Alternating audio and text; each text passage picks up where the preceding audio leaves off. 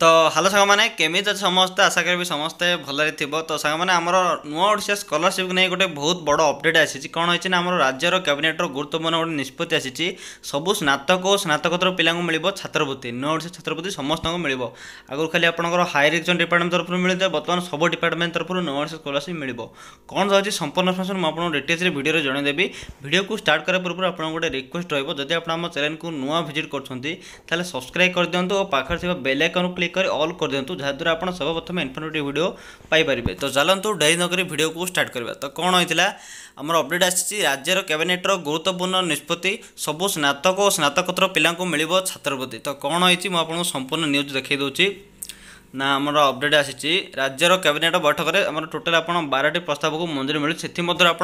नुआ ओडिशा स्कॉलरशिप नहीं गोटे संपूर्ण अपडेट आसी कौन ना राज्य कैबिनेट बैठक में शनिवार सन्धार आम 17टी प्रस्ताव को मंजूरी मिली मुख्यमंत्री नवीन पट्टनायक अध्यक्षतार लोकसेवा भवन में अनुष्ठित बैठक में राजस्व विपर्यय परिचालना विभाग 3टी प्रस्ताव मंजूरी मिली बैठक में राज्यर समस्त यूजी और पीजी माने स्नातक और स्नातकोत्तर +3 और पीजी पिला नुआ छात्रवृत्ति मिले निष्पत्ति होती कौन होती पूर्वर केवल कौन होता ना आम हायर एजुकेशन डिपार्टमेंट उच्च शिक्षा विभाग अधीन यूजी और पीजी ये वृत्ति पाते आम आगे कौन था खाली हायर एजुकेशन डिपार्टमेंट तरफ जो अंडर जो था यूजी पीजी वालों से मिलता बर्तमान सब पिला मिल कौ पिला बाकी रे ना कौन होती ना बर्तमान सब पिला मिल नुआ छात्रवृत्ति मिले एथर निष्पत्ति होती कि पूर्वर केवल उच्च शिक्षा विभाग अधीन यूजी और पीजी पिला वृत्ति पाते एवं अन्य विभाग कृषि संस्कृति विभाग अधीन थी पिला पाइबे तो आगु खाली यूजी माने कौन आमर उच्च शिक्षा विभाग पिला पाते बर्तमान एम कौन एड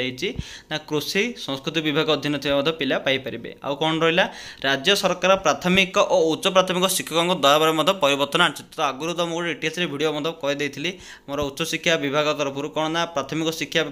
दरमा बढ़ी शिक्षक मानकर आउ गणशिक्षक मान प्रमोशन होती इनक्रिमेंट होती कौन सब डिटेल्स अलरेडी करदी जब आप देखी ना डिस्क्रिप्शन में मुझे लिंक देदेवी कि आपको आई बटन में भिडियोटा मिल याद्वारा 1,04,000 अधिक शिक्षक उपकृत होते आ कौन ना राज्य सरकार एपाई 527 कोटी टंका खर्च करेंगे एलिमेंटारी शिक्षक कैडर पुनर्गठित हो तो कौन अच्छे संपूर्ण ऑप्शन तो आपड़ पाईगले आम जो नुआ ओडिशा स्कॉलरशिप कौन होता है हायर एजुकेशन डिपार्टमेंट तरफ जहाँ जहाँ थे से पाते बर्तमान समस्त को मन स्कॉलरशिपटा मिल कि मानने असुविधा ना सबू मानने डिपार्टमेंट पिला मिल आउ थे मुझे जन दूसरी आगे खाली कौन मिलूला ना आपंकर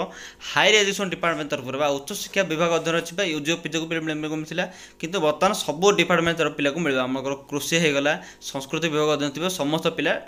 नुआ ओडिशा स्कॉलरशिप फायदा उठे पारे से बर्तमान डेट एक्सटेंड कर गोटे डिटेल्स वीडियो मुझे गोटे दिन तले मैंने अपलोड करी नुआ ओडिशा स्कॉलरशिप और post matric scholarship date extend को नहीं मैंने तो तार लास्ट डेट अप्लाई बढ़ जाए गोटे एक्सट्रा वीडियो मुझे करी जो देखी ना जाकि देखिपारे चैनल को विजिट करके तो आज वीडियो थी पुणी देखा नेक्स्ट वीडियो